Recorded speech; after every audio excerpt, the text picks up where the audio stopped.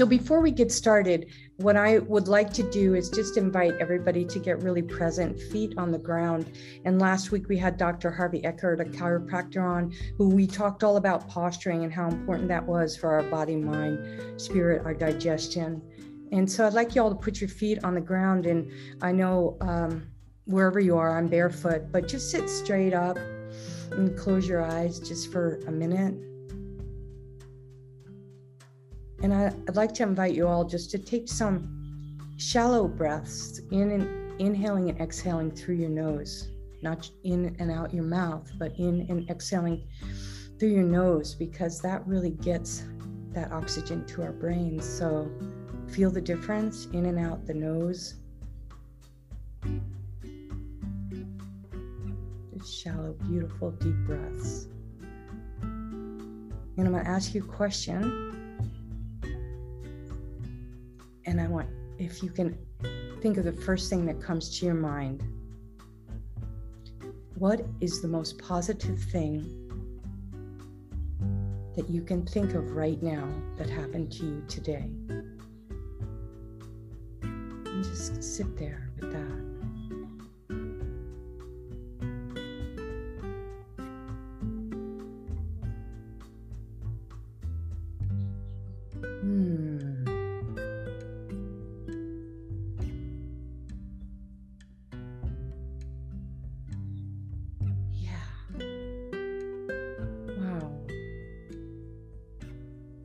It feels good when we focus on the positive. And I want to thank you so much for just, if some of you were able to get to that place in just such a short time, that's beautiful. And for others who are on the call who may have had a harder time going, wow, wait, positive? Did anything positive happen? I mean, it's real.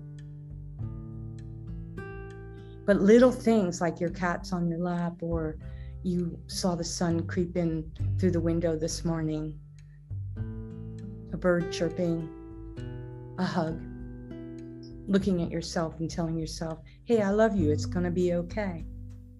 This is how we change our minds. This is how we change our brains. One of the things that we can do. And when we understand the psychology of our brains, it helps us achieve our goals.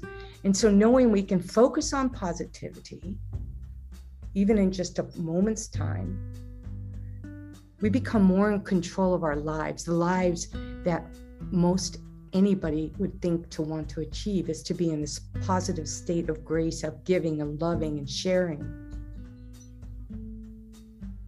So one of the people, I'm just going to read this really quick. It's a short quote by one of the people who turned me on to positive thinking when I was in my late teens, the great Tony Robbins. And he says, happiness depends on many things. Your state changes depending on how you react to the changes in your careers, your marriage, your personal life, your finances. Happiness can also be due in part to giving back to people and community around you, adopting a growth mindset during challenging times, which is what we're doing here, and making future, I'm sorry about that.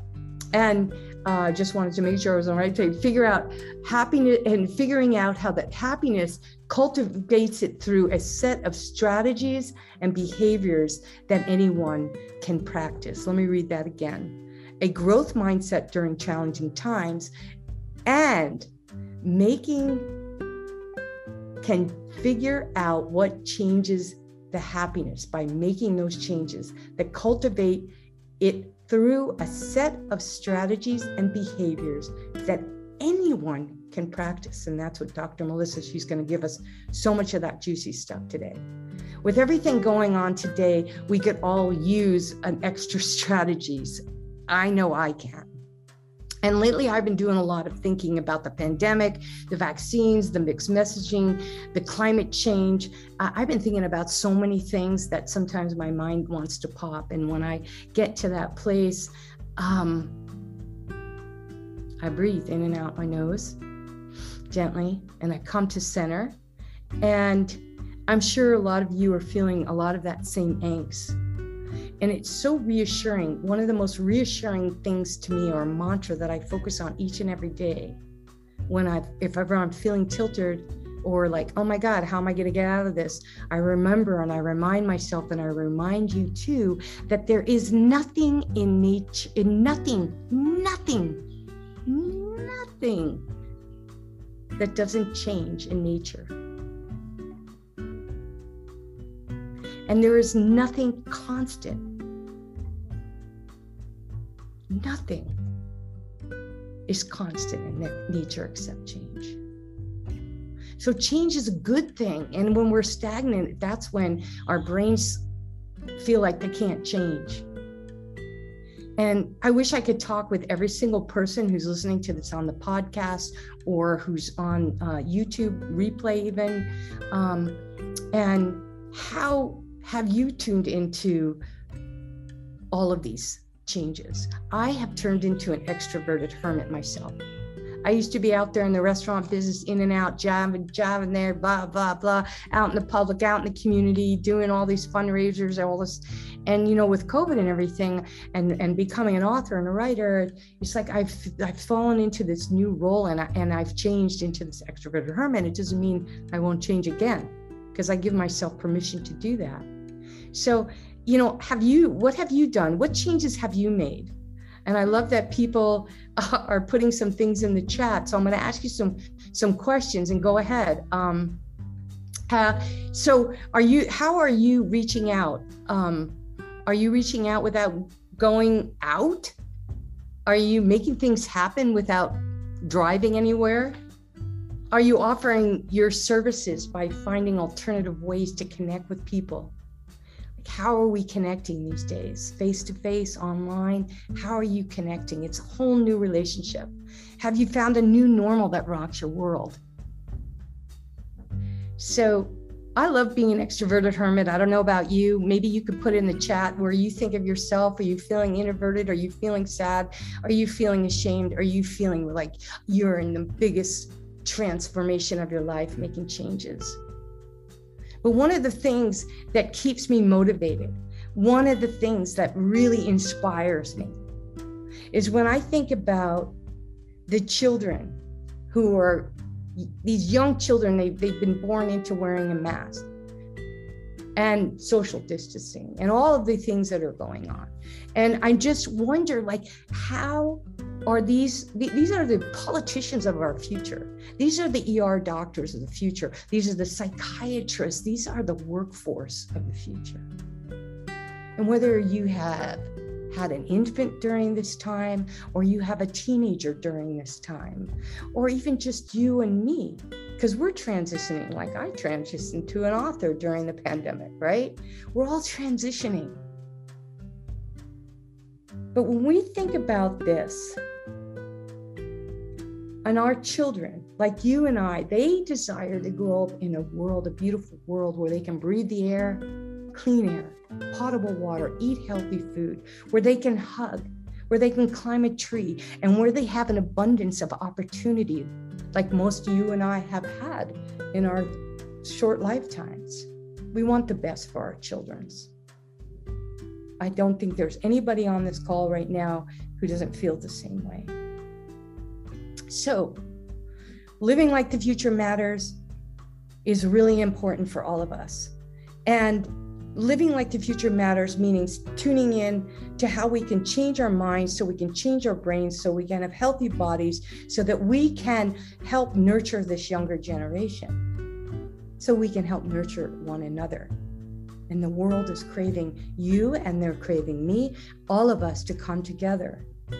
So we know there's scientific and there's soulful approaches to changes in our brains. There's neuroplasticity, there's epigenetics, and which is the study of how our behavior and the environment can cause changes that can affect the way our genes even work. People don't realize that. And Dr. Melissa, who is my special guest today, without further ado, I want to give her the introduction that she deserves, which could take me another 5 minutes, but we're just going to encapsulate it, and then I'm going to let her take it away because she is amazing. She's here to guide us and to share proven strategies. Like we were hearing from Tony Robbins, she's going to bring those strategies forward. She brings years of experience that allows individuals and groups to thrive by design so they can live their longest, healthiest, and most fulfilling life. Dr. Melissa is on a mission to enhance human flourishing globally. She is not only a friend and a colleague. As the founder of the Center, the Stress Optimization and Brain Training Technology Platform, and Human Longevity Institute, she is dedicated to sharing the resources and the solutions with us here today. So you guys, I want to invite you all so much to put your questions in as Dr. Melissa teaches us about longevity, epigenetics, stress optimization, creating our longest, healthy, and most fulfilling lives, because that is her jam. So everybody sit upright, be present, and let's get ready, all of us here today, to soak it in. And remember, put your questions in the chat. And Dr. Melissa, if you could come off mute, and I am so honored to have you here, and gratitude to everybody who showed up today and for all of you who are listening to the replay. So honey, how are you doing today? So good. Thank you so much. Yes. Oh, thank you all. Just looking at a few of the chats. So glad everybody's here. Honored to be here. Thank you, Mama Donna. It's always a pleasure. Always a pleasure, honey. I'm so honored. So anyway, to get started, because I threw out these terms like epigenetics and neuroplasticity, just give us a little Let's ground it. Yeah. Let's bring it into really tactical, practical, accessible understanding and awareness for each of us. So really simply said, there's a lot to unpack that you already just kind of opened up for us. So I will start with this. Tonight we're going to talk about mindset. We're going to talk about thoughts. We're going to talk about perceptions. We're going to talk about our DNA. We're going to talk about how the outer world is constantly informing, signaling, and influencing the very inner world, all the way down to our DNA, our blueprint, our code of life, where our potential exists. Our blueprint is not our destiny, but it's our potential, and it's that code. And so when we talk about these terms, epigenetics is really the science of the signaling. What is signaling our DNA? What's accessing that code to basically open up and replicate properly, normally, optimally, and what's not. So all the way down at the most primal level, we get curious to say what allows us to really potentially express our most optimal states of what it means to be human, flourishing, thriving, physically, mentally, emotionally, and what could potentially start to interfere with that. So the DNA, of course, that's that instruction manual, but there's a lot of other layers from that all the way up to the cell, to the outer world. And I like to think of things really simplistically because it has to make sense. I like to keep it really just, like I said, very tangible.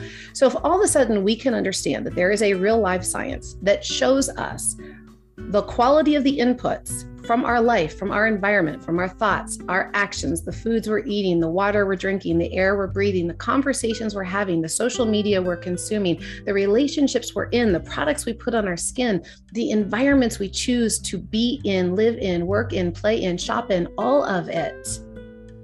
It's what's contained in something that's called the exposome. So it's like the container, if you will, that holds all of the touch points of how we interact with life. And each of those touch points, each of those moments, seen and unseen, conscious and unconscious, that we are taking in, we're consuming, we're ingesting, we're inhaling, we're absorbing, right? We're interacting with, that all adds up. And it impacts our system. It impacts our ability to more effortless and easily heal, thrive, and live life optimized, or it starts to accumulate and add up and create burdens and demands and overloads that become harder and harder over time for our systems to keep up with. Now, this is what's happening on an individual level, but this also extrapolates out collectively. I like to look at this topic through the lens of something that's so fascinating, which is longevity, right? And that's really how are we living at every age and every stage of life? It's not just once we hit 65 and older. Longevity begins actually 120 days before we're ever conceived, all the way, right? So we leave this physical form. But I like to look and say, well, what's the quality of our life? What's the quality of the inputs, and how are they showing up as outputs, right? So, if we were to break it down, if we don't like the results we're getting in any area of our life, we get to become the curious, conscious co-creator to just go, oh, what's the quality of my inputs? What am I consuming? What am I taking in? What am I interfacing with? And is this helping me or hurting me? Is it supporting me or hindering me? And that's really where we're going to look at and converse tonight. And we'll talk about some studies. We'll talk about some interesting things, and hopefully kind of pop open all of our minds in new ways that just get us looking through different lenses to have a greater appreciation for ourselves and our health and one another. 120 days before we're here. Mm-hmm. Ooh, yeah. That's juicy. Can you explain that? Yeah. And this is actually, guys, for all of our men on the call, and your husband will appreciate this, because last time I was with you, Donna, I kind of spoke to our ladies and he was like, hey, what about the token guy that's on tonight? You guys here. And tonight I'm starting with talking to my gentlemen. So to my gentlemen out there, believe it or not, you are a huge predictor out of the gate of the epigenetic influence of the information that's going to be passed down to your offspring by way of the sperm. So the sperm actually have the methylation. So epigenetics, you guys, again, what's the signal? What's the quality of the signal that's talking to the DNA? So really simply, there are things that are called there's a process called methylation, and these methylation marks. Methylation is a way that information in our DNA code gets locked down, gets closed off. Now, this is actually good in many regards. Once we express a liver cell, right? We want that to stay a liver cell. We don't want it to all of a sudden become bone marrow. So the code will lock in, and that's called methylation. When it opens up, it's called acetylation. Then there's also other variations of this, histone modification and deacetylation. We're not going to get too technical, but let's just think on-off. So methylation is a real simple way of putting marks on the code to say, this is we're going to tag this part of the code. And what happens is the greater our distress, and we'll talk tonight about the different types of stress, because stress is not good or bad, and it inherently holds our potential to evolve into greater states of thriving. So we'll talk about that through a different lens that I don't think gets enough love. But let's just say we're in distress. We are in that chronic overload. There's too many demands and not enough energy and capacity within the system to meet all the demands that are being placed upon it. So, we start to drop balls, so to speak. Well, when there's more stress in that system, it's also pro-inflammatory, but that starts to basically say, we got some issues here. This is like, we got some problems and we need to make notes of these problems. We make notes of these problems at the level of the sperm with these methylation marks, closing down parts of the DNA. So what can actually happen is we can actually have parts of that code that would be passed on to that offspring that are literally locked down before they're even born. So when the sperm meets the egg, it's already got that stress factor in there. It's already got that information in there. And then, of course, the moment conception occurs, and here's what's really fascinating, aging begins the moment that life begins. The clock starts ticking. Sure. Because aging, biological aging, I'm not talking chronological, biological is a metabolic process. So there's metabolic activity, right? The breakdown is occurring. There's growth and breakdown. And that's this constant cycle.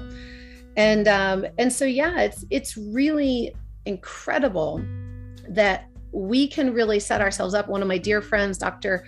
Cleopatra Camperveen, is a huge voice in prenatal epigenetics. So if anybody here on the call is really interested in that, you want to learn how to have super babies, she's really the expert. So I can say everything I learned about prenatal epigenetics, I learned from her, but because we talk about longevity, she was actually one of the contributors in my book, The Codes of Longevity.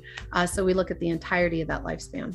I love that. So everybody who's on the call today, basically just make peace with yourself 120 days before you.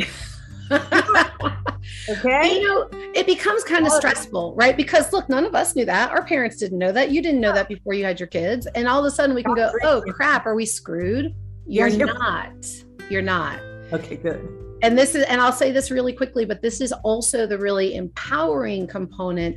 So if epigenetics, what we know from a genetic standpoint, when genetics kind of all of a sudden we thought, hey, there's, biological determinism, our genes determine our destiny. That's kind of the mantra that was around the 60s, the 70s, the early 80s, until they're like, no, that's not it at all. When we mapped the human genome and we started to realize the code is not the code. It doesn't always express the exact same way. Why is that? And really what research shows us again and again and again is that anywhere between 75 to 90% of how our DNA expresses is lifestyle driven, environmentally driven. Our interaction with our habits, our choices, our perceptions, our beliefs, so mind and body, and the things that we're doing or not doing, the environments we're exposing ourselves to, that ultimately are influencing the expression of that DNA, which means while yes, things can close it down, muck it up, scratch it up, interfere with the quality of the signal, we can also clean it up. We can also improve upon it. And the really great thing is this is all measurable.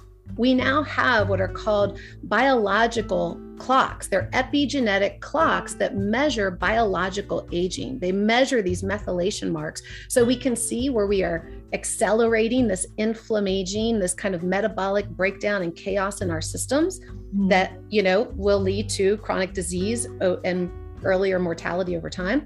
But we can also see when we start to think differently, act differently, live differently, we start to, employ different interventions, habits, perceptions, beliefs, actions.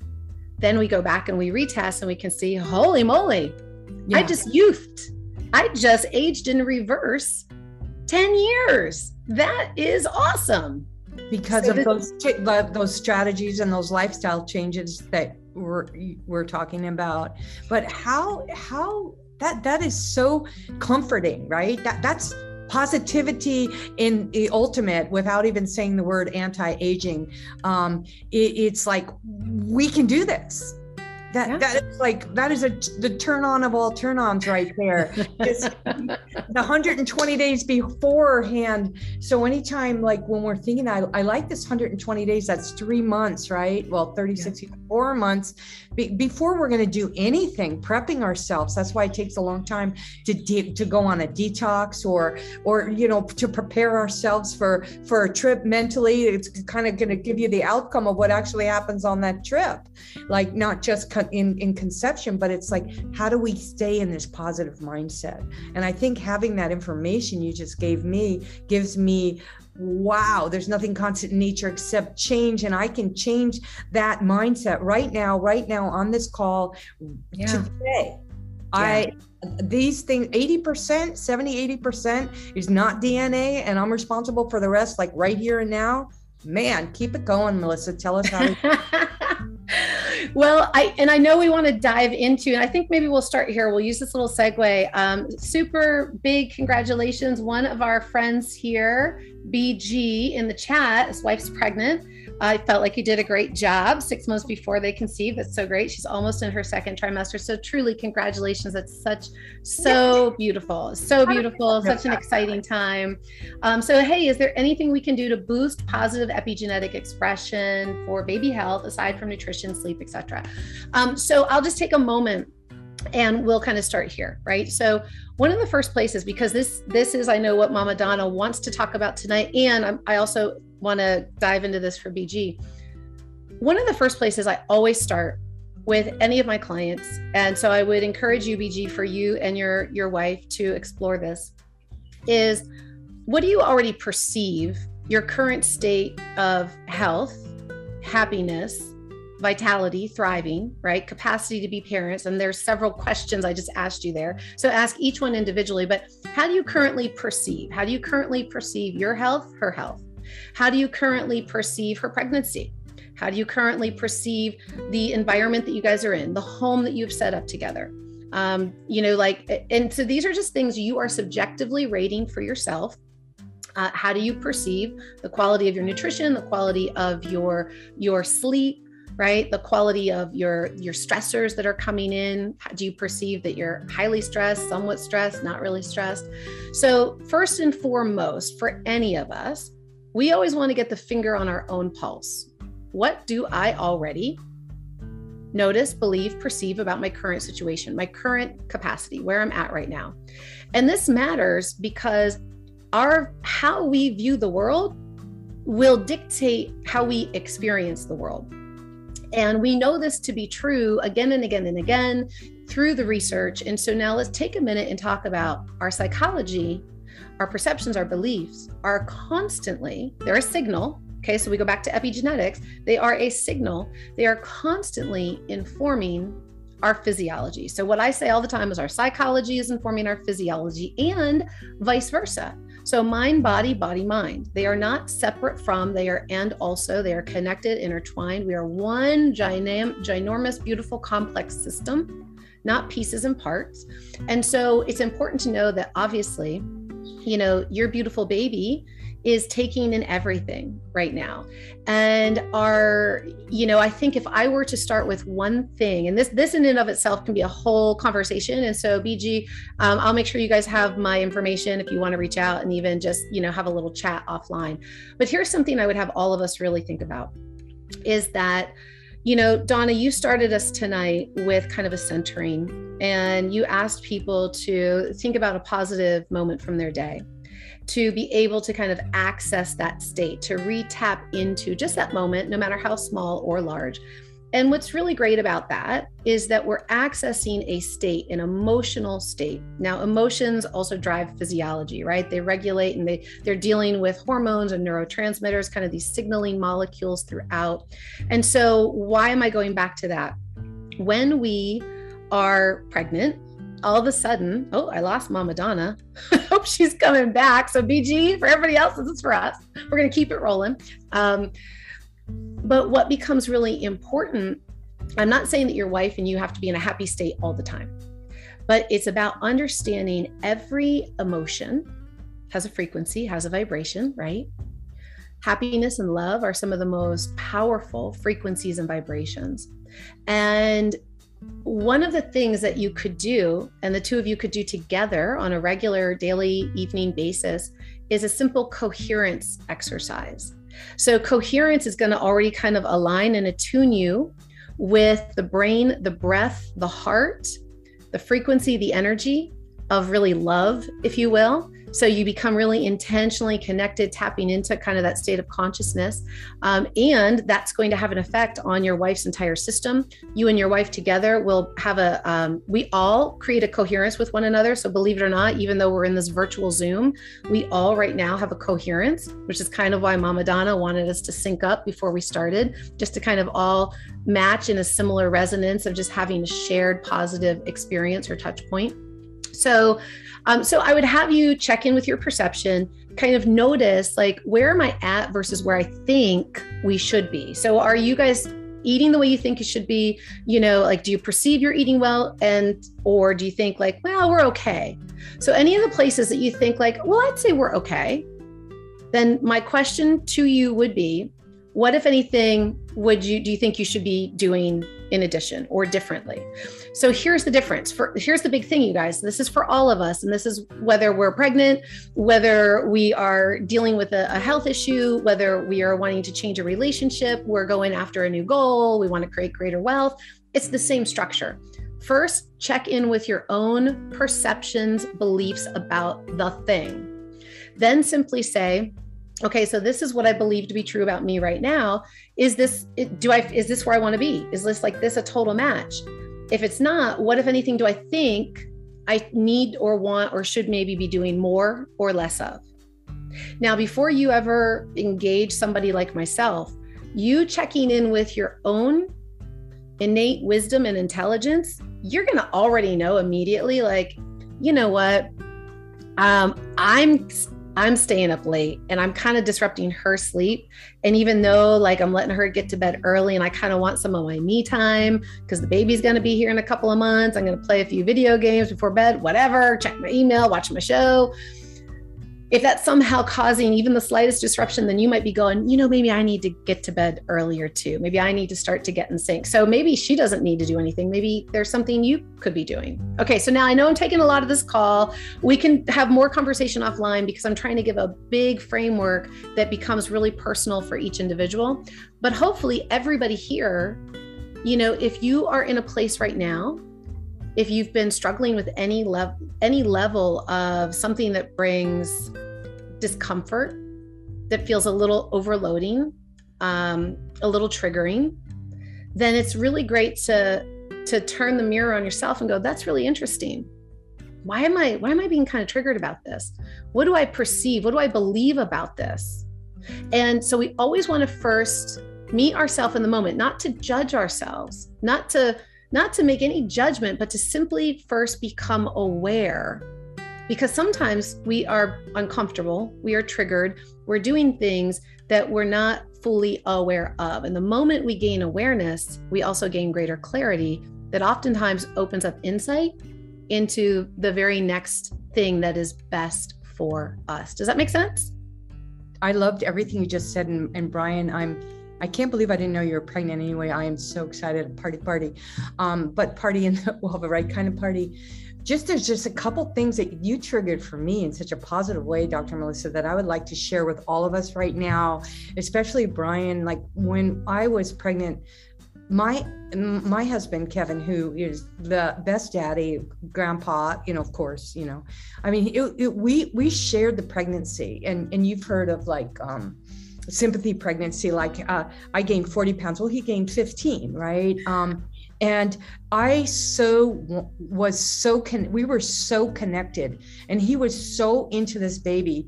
He would talk to my belly all the time, even at a very early age. He would hold my belly. He would put his ear on my belly. He would talk to the baby. We thought it was a girl and her name was Shanti Rose, but that didn't change anything. But maybe it did, Melissa. And this is interesting because the whole time I was Shanti, Peace, Rose. And our son came out to be this most loving, gentle. He's got such a divine feminine side to him, although he's all man, macho, cut the trees down, he's all man, but not really. I mean, he's got this tenderness. And I really believe that, like you say, it just starts before 120 days before.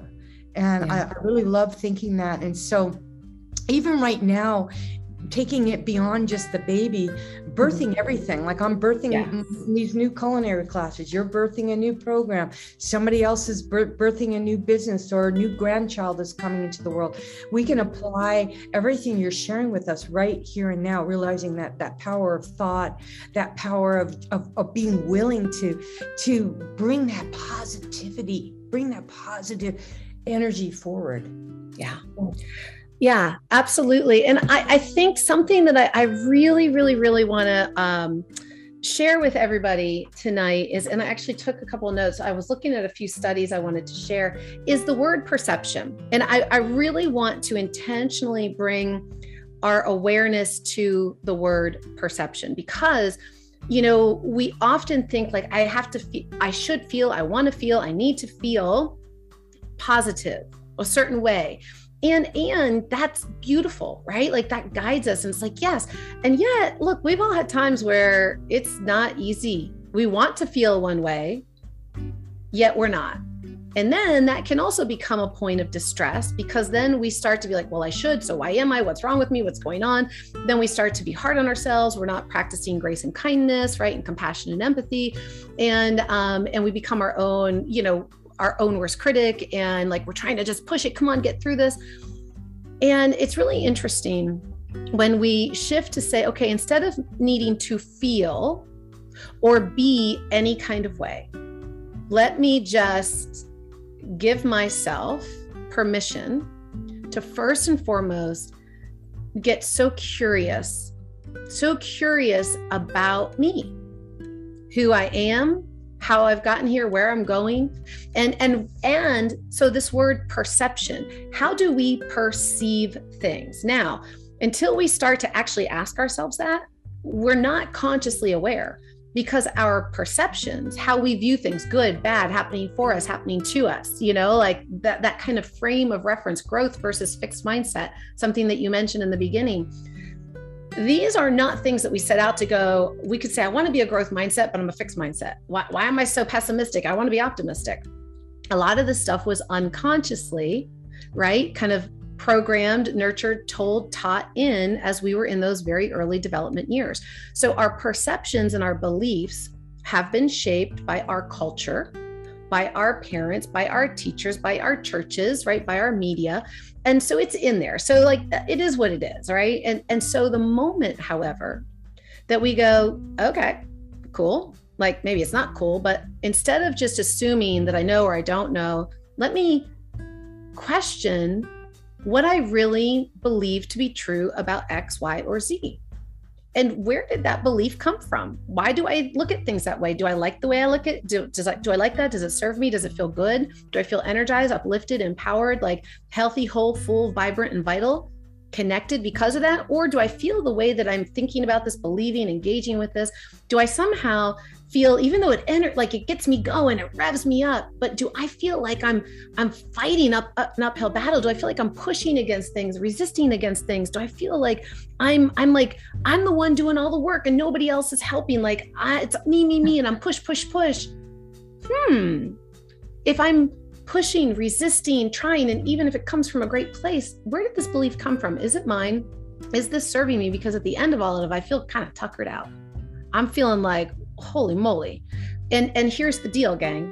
Here's the real deal, is that when we think about, you say it so beautifully, Donna, if we follow nature's cues, when you see grass grow, is it efforting or is it an effortless process? When the river flows, when the tide moves in and out, there is no forcing, right? It is in flow. And so sometimes it moves a little faster, sometimes it moves a little slower.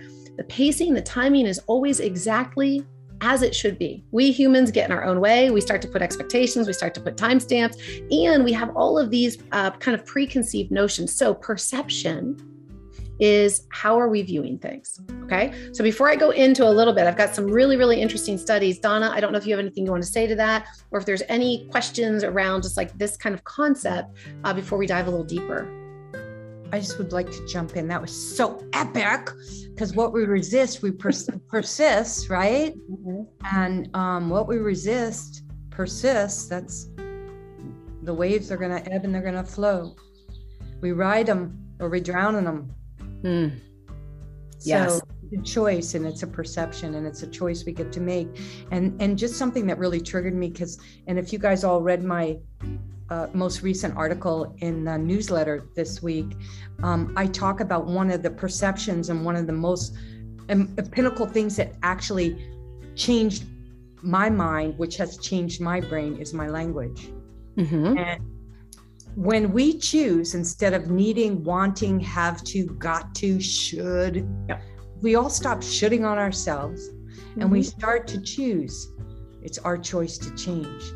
When we're choosing something, when we have chosen, even if we're choosing to have some chocolate after dessert, hopefully dark chocolate and organic and fair trade, but instead of beating ourselves up, we choose to enjoy it and see it as a health food, and that it's nourishing, and the antioxidants that it's giving us. All of a sudden, this choice becomes a perception of, I am doing something so good for myself, I'm going to buy chocolate when it's on sale. And all of a sudden, putting some humor and love and light. I mean, we're not all perfect. We're not all going to always choose things. But I always find, Melissa, and I don't know, when I say I want something, like I really want some chocolate, or I really need to go to that concert, or I have to have that purse. I mean, it's all this, I got to just get over myself. Well, it presupposes that you don't have it. It presupposes lack. Yeah, lack. Instead of choosing, hey, I'm choosing, I don't need that purse right now. Well, here's the thing though. You are of it So the universe is absolute abundance, absolute abundance. And the moment we think we don't have something, we have created a distance, we're saying, I am not that. I am not that. And so I'm not saying fake it till you make it. I'm not saying lie to yourself, but you're right. Precision of language, how we choose to really like, okay, so if you're feeling like, God, I really want that. And it's okay. We all have wants. And so does it feel like I'm lacking? Like, why do I want that?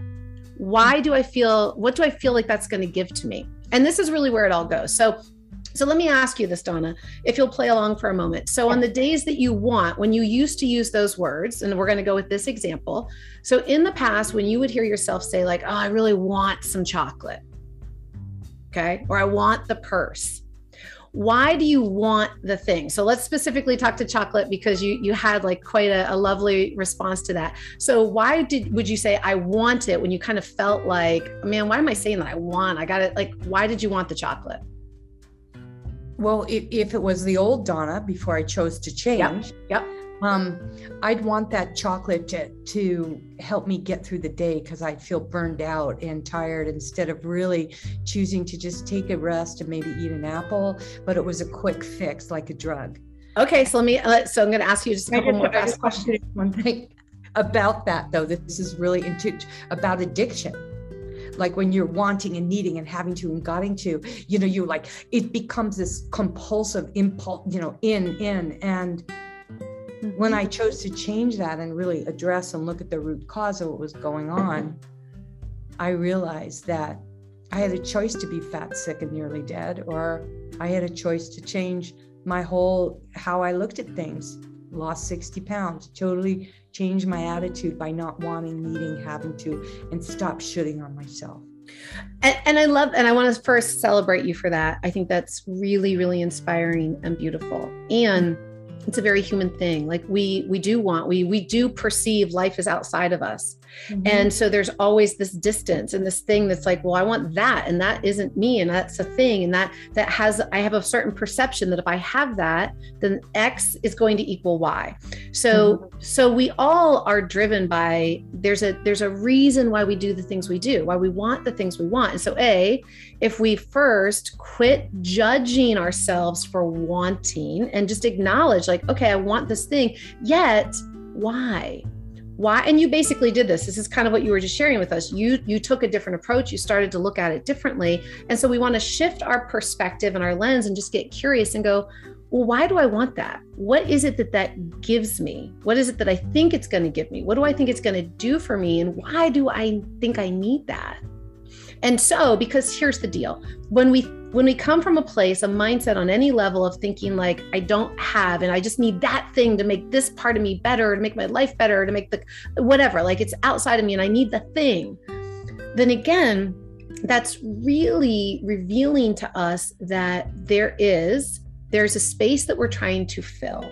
And we're trying to fill it externally. And we're trying to fill it externally because we haven't accessed our own inner conversation, knowing resources to understand what is it that I'm needing to give myself right now. So we're responding normally, like, well, man, you know what? If I eat that chocolate, it's going to raise my blood sugar. It's going to raise my cortisol. It's going to give me a little extra pep. It's going to like give me a short-term feel good. It's going to take me out of stress because all of a sudden, instead of fight or flight, this is going to all of a sudden make me go into rest and digest because I got to digest the chocolate and I want to feel a little calm. And I don't even know all this consciously, but my body innately knows this. So it's going to reach for these things because I haven't figured out yet that I'm stressed out. I'm not really happy with what's happening. I'm feeling unsatisfied. I'm feeling like I need something more soul-filling. And right now, chocolate's the closest thing I can get to that. So here's the thing, gang. We're all on a life journey. And some of us, like we all have these ahas and we have certain levels of big epiphanies of self-growth and actualization. Like, I figured it out. Like I've healed myself. I'm like a whole new person. And then like what happens, 6 months, 12 months, 18 months later, you're like, well, dang, this is back. Not in the same way, maybe not as severe, but it's like, well, this is interesting. I thought I already figured this out. I thought I already healed this thing. I thought I already evolved beyond this. And then we kind of start to feel badly about ourselves again. Well, gosh, why is this thing here again? Mm-hmm. And, the whole journey of life, it is self-discovery, literally. And I'm going to tell you that this is just my perspective, right? So this is just one view of the world. But what I have come to know to be so true for myself is all of the wanting, the hustling, the grinding, the creating, the doing, the being, the titles, the things, the this, the that, which I'm so grateful for all of it. So I would never change any of my journey that helped me to become who I am. Yet what was fascinating is at the time, I wouldn't have consciously told you that I didn't feel worthy, that I didn't feel abundant, that I didn't feel thriving. None of us are consciously walking around going, like, I'm not enough. Yet when we get quiet, we're like, yo, there's that voice telling me I'm not enough. I better go do that next thing. Yet here's the deal. As you go through these micro awakenings and then larger awakenings, and you have new awarenesses, you start talking to yourself differently, you start caring for yourself in new ways, you're kinder, you're gentler, you're more supportive to yourself. You fill yourself up first. You realize I've got to begin within before I can go out. And as I fill myself up, I begin to overflow into everything and everyone else that I get to impact and connect with. Really again, I've realized that it all comes down to is that all this stuff, we think we're trying to do it for everybody else and to get everybody else's approval and validation. And when we get still and quiet, we're proving it to ourselves, to that inner self, because so many of us fight against ourselves. We don't like ourselves. We have abandoned ourselves. We can't trust. If you get really true inside of you, if any of you have been through any kind of trauma, big or small, which we all have, especially even through the pandemic, but along our lives, there becomes moments, these like defining moments, and they could just be tiny or they could be really big, that something happens internally that all of a sudden protection is needed, right? And so there's a part of you that's like, I need to be protected. And there's another part of you that's like, I'm going to protect you because we can't trust them. They're not going to protect us. And then you start to realize as you go through your life journey that you've actually started to work against the things that you're doing that you think are protecting yourself are actually the things that start to build distrust within yourself. So many of us, this is a globalization, but so many of us, again, I've worked with thousands of clients over the years. I've been honored to do so. And I do my own work. This is, I practice what I preach, but it's coming into that realization of, oh my gosh, I'm the one who hasn't been keeping my word to myself. I'm the one who, it's as simple as we put 10 things on our daily to-do list when we really only have the bandwidth for 3. We constantly overextend, we constantly over-expect from ourselves, and we start to break down these very trusts. Now, this got way off of perception. I'm sorry, I'm going to stop. I'm going to bring it back. But there's so many elements to this, you guys. I hope you're enjoying this. I hope this is bringing some kind of value because I know we're going in a couple of different directions tonight. But I do believe, Donna, that it is when we are willing to start with our perception and go, how am I feeling? How do I want to be feeling? What do I believe about what I'm feeling or experiencing right now? Do I feel like that's something that's serving me? Or do I feel like there could be an opportunity here? Because if there's an opportunity, then that's a growth moment, right? That's like a new expansion moment. So before, I really, really want to share a couple of these studies, but before I do, Donna, I know you've got some things to share with regards to what I just said. You just said a whole lot. And I think, Michaela just said, this is amazing. And I love the comments. You can see people have commented I love Jojo Jonathan's in there writing some really cool stuff, and people can download the chat later. But I think the self-love is way better than self-doubt, and self-actualization is better than actually talking about it. Yeah. And it's about doing the work. It's about really looking at ourselves in the mirror. And I encourage everybody, my clients too, to do this on a regular basis. And I do it. I usually do it when nobody's around. And I've been caught a few times, but just hugging myself in the mirror and just looking like really close. And the first thing I'll say, God, your eyes look a little black, or man, I didn't notice those wrinkles. And then I catch myself and I go, man, you are so beautiful. That is incredible. You have lived this long to deserve those wrinkles. Yes. It's a choice that we make this is a dose of positivity that I give myself, because you said it earlier, it's this self-judgment, this self-loathing. And who told us this, right? And that I think is addressing, getting to the root cause of a lot of this, like the 120 days before. I mean, there is that baggage there. And, every once in a while, like, I love it when my husband will say, yeah, I think my dad just was in the room, and his dad has died like 20 years ago. We still feel those things from the past, and hopefully we only bring the good things up. We don't bring up the beatings or the scolding or the dunce cap or whatever, but those things can come to haunt us. And when we look in the mirror and we see the wrinkles and the pimples and the negative things about ourselves, you have a choice to look at the beauty in your hair. You have the choice to look at, hey, I'm standing here, I'm alive. I was just sick with COVID for 2.5, 3 weeks. I look like hell, but I am alive. I am on the rebound. And that is a choice we get to make. So looking in the mirror every day, getting rid of self-doubt and self-loathing, loving ourselves for where we are, for who we are right now in the moment, being present, taking those breaths in, and allowing yourself to cut the strings with the energy vampires, whether they be a person, a job, a neighbor who's driving you crazy. Allow yourself, give yourself your permission. This is your life. Like Dr. Melissa said earlier, I mean, oh my God, this is our life. Mm-hmm. And if we don't show up for ourselves, who is going to show up? And if it's not you, and that person is not a nice person, don't expect to have a nice life. So that's taking control, bringing us back, Dr. Melissa, bring us back to this dose of positivity. Yeah. We've got really 5 minutes, but I'm willing to go as long as you want to go, or people are still in line. Heavens. We are having a good time. Okay. So I want to take just a couple of minutes, you guys, and I want to give you some fun ways to think about this. Right. So I'm going to share a couple of little quick studies that are just so fascinating to see the power of our perception. And I want to just quickly, I do want to say, listen, from a developmental psychological standpoint, we know, if we think even back to the basics of Maslow's hierarchy, right? From a foundational way that our system is designed, fight or flight, rest, digest, like at the most basic level, are we just here to survive, or are we here to thrive?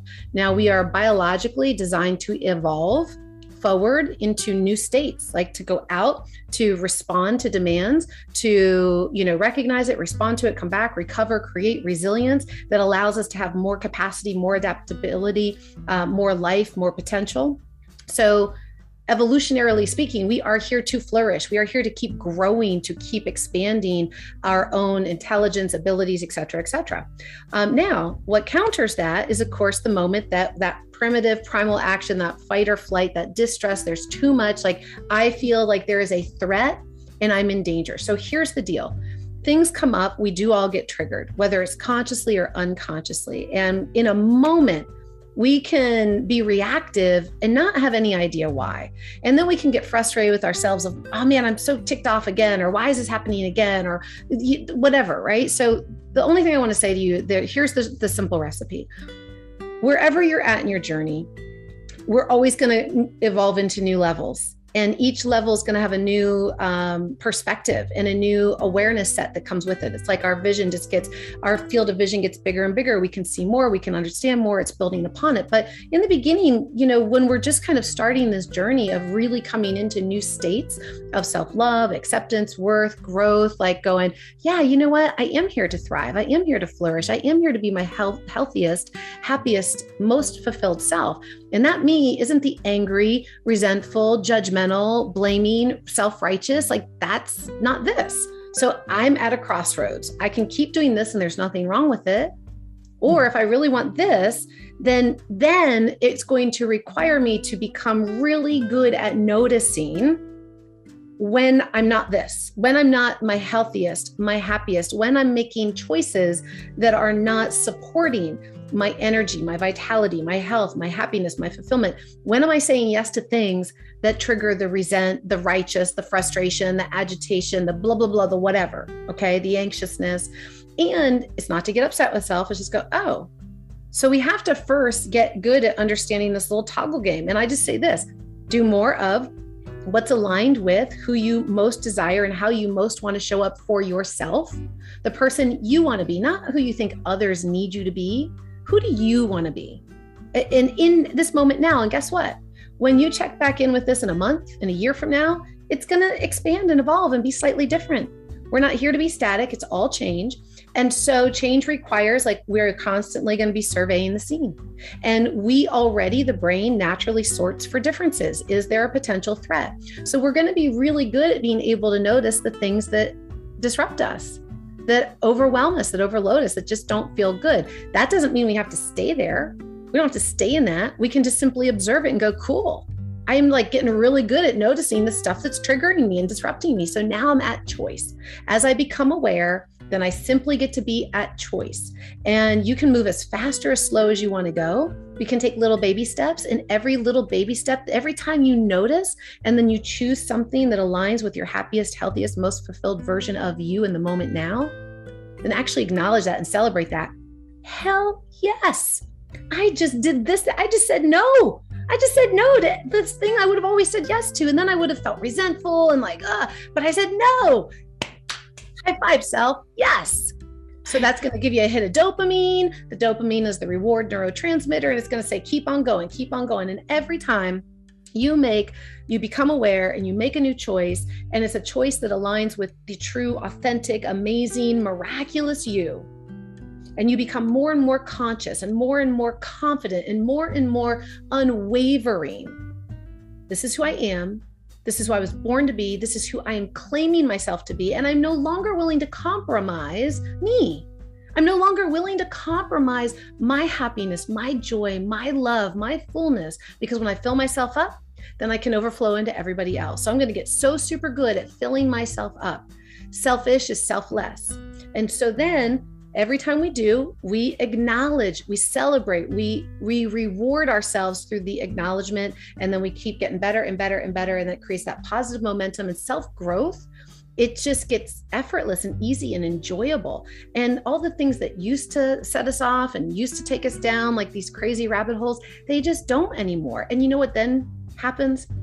Then we can actually hold space and love and compassion and kindness for everybody else around us that is still getting triggered, that is still self-righteous, that is still going down the rabbit hole. And it's not like, sucks to be you, and why can't you be over here in happy space with me? You can just be like, oh my gosh, like they're on their self-growth journey. And guess what? We are in massive upheaval because we are at a pinnacle moment of human evolution and choice. And we have to know what we don't want, to go, this isn't the truth anymore. To be able to then start to even imagine, like, think about it. We are being asked to now, like, we're feeling so crazy because we're like, we don't know, we don't have a map. The map was always the same, and it might have veered a little to the left or a little to the right, but we're like, we are off the freaking map right now. And we don't have a new one. Wait. I'm going to stop right there, because that is negative thinking. We are on a map that we design our own map, and we are moving in the direction. That's what I'm saying. We're here to create. We're here to create, and it's super exciting. It is. There was nothing negative about it at all. It's where I was going with it is saying we are being invited in. We may feel disrupted. Some of us may be triggered right now. Some of us may be feeling frustrated. I'm not at all, but some people may be. I'm trying to speak to the collective here, right? So in different moments, we're in positive moments, we're in challenging moments, we're in uplifted, we're in struggle. We see something come through social media and we're like, oh, we're feeling in a good place, but our family members, they're still a few steps in a different space. And we're kind of like, do I not talk to them anymore? How do I bridge the gap? How do I create common ground? We simply are being asked to create the new way, to design an entirely new map. So when I say we're off the map, this is exciting. It's like we are the architects of an entirely new vision. And so where I think we can wrap up tonight, when I start working with clients, I always say, let's talk about that vision. Let's talk about that longevity vision. How long, if you could live as long as you want, as well as you want, with the people you want, doing what you want, how long would you want to be living? And that's an interesting question, because right now we only have a map of thinking that age means a certain expression. Well, gosh, my grandmother, by the time she was 70, was like on a walker. And that's like, I don't want to be that. And now today we're like, what? 70 is like the freaking new 30, whatever. However, unconsciously, until you really think about it, we still have kind of these outdated maps of what chronological age equates to. So now all of a sudden I get asking people a new question. Let's envision new potential, new possibilities. Let's have a new perspective of what could be. And this is the same thing we're being asked to do in society right now, in all the different ways it matters. So here's what's really interesting. As we get a sense of like, oh man, we want greater community. We want, this biophilic design. We want connection. We want happy faces. We want vitality. We want healthy food. We don't want, industrial globalization. Like all of a sudden we start to get clear on some of the things we'd like more of. Okay. Now here's the really interesting part. So as an individual, I want to live to 100. I want to live to 120. I want to live to 150. Okay, go there. What's going to be happening in your life? Well, my kids will be having grandkids and and I'm going to want to do this, or I'm going to want to do that. And what would that require of you? Well, I'm going to need to be able to stand up and sit down. I'm going to need to be able to open things. I'm going to, like, all of a sudden, right? If we go out into a vision and we start to think, whether that's for our health, for our communities, for our businesses, I want to invite you all to get more granular. So great, see yourself there. What would be happening in that moment in time? And what would you need to have the capabilities? How would you need to show up in that scene? And so now let's reverse engineer.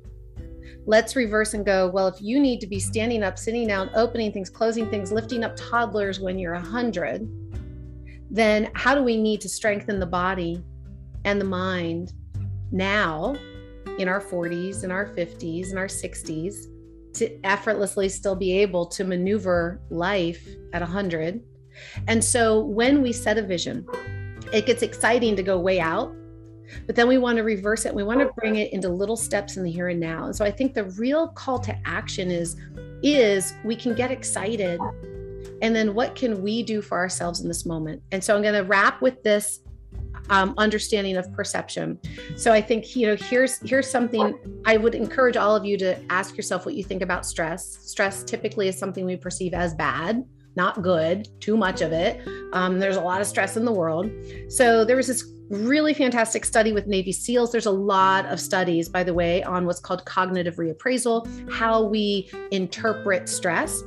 And it's a whole field of study that, based on our perception of stress, is it good for us or bad for us, literally informs our physiology. And there's so many studies on this, but let me give you guys this one on Navy SEALs, because we know Navy SEAls, they got to go through a lot of stuff, right? So they were these Navy SEAL candidates, and they divided them into two groups, and they wanted to see the results of how they performed through the battery of all the different events that they had to go through.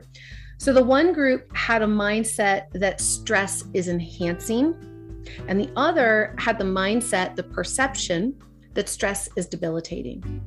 And I'm going to give you a couple of these fascinating things. So of course, what do you think happened? The group that perceived stress as enhancing outperformed on every single type of battery of tests. They got, better feedback from their leaders. They were more likable. They performed better. They had better biometrics. And again, I'm giving the short version of it instead of going into all the details. But those that saw stress as debilitating did not perform as well. And this was categorically. Now, this holds up with any time that people are perceiving stress as good for them or not. These numbers all stack up. They do it with students in school and how they literally perform on tests, people that think stress is good for them versus bad. We look at our stress perception and how we heal and how we respond, how our immune systems respond. Those that see it as beneficial, positive responses. Those as detrimental, negative responses. There's so much work around this that it just becomes really fascinating to go, man, and that there's so many more studies. You guys, I could spend a whole freaking 2 hours just talking about really, really cool things. But the power of our mind and how we simply perceive something is literally speaking to our physiology, to our blood pressure, to our heart rate, to our hormones, to our cortisol and our insulin and our testosterone, to the literally influences the rate of how we age, the rate of how we heal, our energy, our vitality, our cellular capacity, right? Our mood, our motivation. So I think the opportunity we have in the moment now, we can all hold a big, beautiful vision because we're being asked to think in new, expansive ways, to stretch our minds, to think about new possibilities. And the easiest way we can do that is by saying, well, what if? Well, what if all of a sudden everybody was on common ground? What if we could all remember that we are all one human race? What if we all really could have appreciation for different perspectives? What if, right? Like, well, what if I really loved eating, I say you have to make a change in your nutrition, you're kind of like resisting it. Well, what if I really liked that change, right? So step one, what if? Step two, get curious about your perception. Can you see it as more enhancing, life-giving, soul-filling versus depleting, frustrating, limiting? And that simple toggle shift, having the awareness and just noticing the moments that maybe you toggle to the other side, like, oh, it's happening to me. You go, well, what if it were happening for me? What if this were just some beautiful, elaborate, opportunity that's happening for me? And from there, our health and our lives begin to transform. Beautiful. Wow. Thank you so much. That just gave me goosebumps and hope and gratitude. And you can read all the beautiful comments coming in from people just loving the drum roll. Yeah, right? Turn that frown around.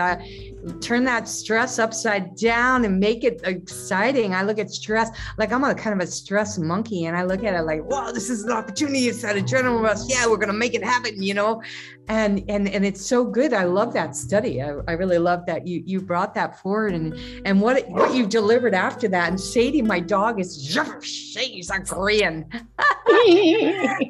Oh, well, gosh, if anybody has any last minute things that you can pop in there, Melissa, you might want to look through the chat if people have any more to say. But if everybody right now, you could even just, we're getting some love on the screen there. Everybody puts y'all are amazing. Thank you guys. Yeah. Hey, I would love to say, Donna, and I think you have it in the chat, you guys. I have got several. So there's several gifts over at my website at docmelissa.com. So if you just go over there, you head on to the main page. I'm going to drop it in the chat right now. There's a Thriving Life meditation. There's an age reversal guidebook and video. So I didn't even get to talk about the perception of age. Our perception, literally, we can reverse age just again by our mind. So some fascinating things there. And I've got another gift. I've got 12 ways to live to 120. So there's just a couple of fun gifts right on the homepage that you guys go ahead. I've got more gifts on my website, all sorts of things, but lots of free resources if you're interested in diving more into just kind of the mind and what's happening in our body and epigenetics and signals, and how do we slow down that rate of biological aging? How do we live our happiest, healthiest, most fulfilling life? Go find out. I hope you guys are all going to do that right now. Go over to drmelissa.com. We put it in the chat up there. Melissa, why don't you pop that in there again? And I'm sure everybody's gonna, when they hear if you're gonna come back on in a few months, but if you don't want to wait that long, I really encourage you to reach out to Dr. Melissa and get all your questions answered that we couldn't do here today. So you're just a shining light in the world, and I knew where you were heading with that earlier before. I just so much feel like this whole thing with this map and this control, and like this is my closing words. It's like, maybe because I've always been one of those people like Sadie, who's barking over here, who's marched to a different drummer, and I never followed anybody's map. I'm like a dog. I follow the scent or the smell, or it's more, I live a more instinctive life, instinctual. And that is something that we didn't really talk about today, but I will have somebody coming on in the next month who we're going to be talking all about instinct and all about just following your innate how do you get in touch with that? How do we become more primal, more animalistic? But Dr. Melissa, next week, it's such an exciting guest coming on, and I think you will absolutely adore meeting her. Her name is Dr. Ann Busso, B-U-S-S-Y, Bussy. Anyway, she's going to be calling in from Australia. It'll actually be Friday there. This woman is going to be 80 next month. She has started a new company. She's still writing books. And she is a brilliant PhD in psychology. And I encourage all of you to hop on, because it'll be reinforcing everything that Dr. Melissa just said here. She's in the living flesh. Most people here on the call are not 80 or in their late 70s either. And to see someone as articulate as her, as smart as a whip as her, and she's going to be one of those people who's well on her way to 120, because she does so much of what Dr. Melissa brought to our attention. And the resources, I've checked all of her resources out on their website, and they are phenomenal, and they turn the frown upside down. And one thing that I also want to leave all of you with is that it takes a 10th amount of muscles to smile than it does to frown. I want everybody who's on here right now, just feel the difference of smiling and frowning. It's hard to frown, but most people are walking around hard right now. And if we smile, it becomes contagious. And it becomes a positive moment, even if it's just that one moment in someone's day, if you can lighten and brighten their life up with your smile. And that takes doing that internal work we talked about today. That's that self-love, that understanding that you can change your mind, you can change your brain, and you can use a lot of the strategies and techniques that Dr. Melissa offered today. And we are so grateful to you, Dr. Melissa, and for everybody showing up on the call. And I know that I always end my calls like this. And Dr. Melissa, you're welcome to say any last things. I'm sure people could listen to you all day, but this is a dose of positivity that I like to share. And sometimes it's as simple as going outside and listening to bird songs to turn your frown upside down, and I mean the other way around. And I'd like to encourage all of you to get barefoot when you can. I know it's cold out where most of you are, but getting out into nature and grounding yourself is one of the most positive things that we can do for ourselves. Because when we are in touch with nature, we are in touch with our true nature, because we are nature. And the closer we get to nature, the closer we get to knowing who we are.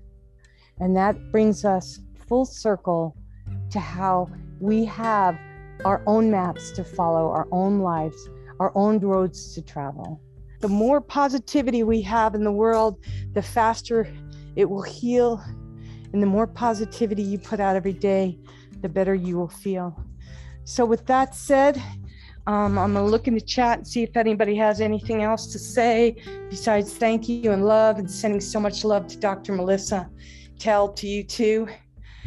And you guys have a beautiful, blessed evening. And thank you again for joining us. And we'll see you next week with Dr. Ann. You're gonna love her. So, and have a blessed weekend.